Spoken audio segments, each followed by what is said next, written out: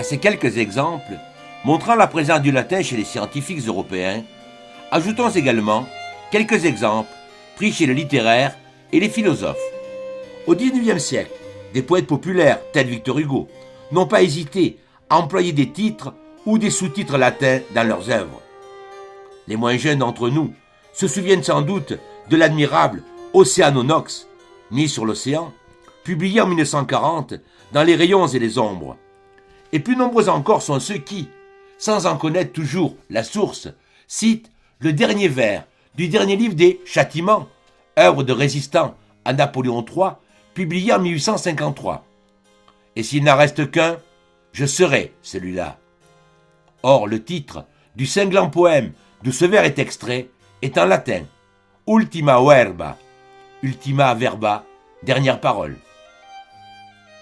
Baudelaire est allé encore plus loin qu'Hugo dans l'emploi du latin. Dans Ses fleurs du mal, en effet, non seulement il a donné des titres latins à 5 de ses poèmes, mais l'un d'eux est entièrement écrit en latin. Et, dans une note manuscrite ajustée à ce poème de 33 vers rimés, Baudelaire déplore que la langue latine soit tombée en désuétude. Il écrit en 1857, car, ajoute-t-il, c'est une merveilleuse langue. Jusqu'au début du XXe siècle, de nombreuses thèses d'universitaires français étaient rédigées en latin.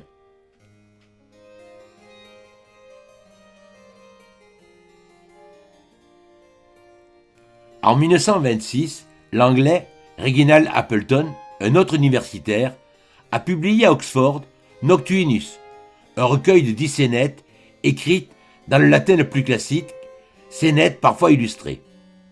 Ainsi, dans la dernière intitulée Simulacrum, Noctuinus, sorte de Robin des Bois romain, vole ses invités dans sa maison prétendument hantée et leur fait croire à la fin que c'est le fantôme qui a emporté tout l'argent.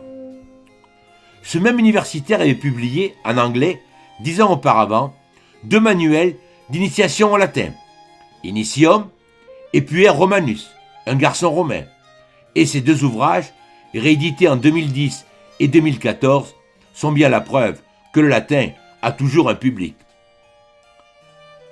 En 1981, c'est encore au latin que nous renvoie avec poésie Jean-Jacques Goldman à la fin de chacun de ses refrains d'Il suffira d'un signe.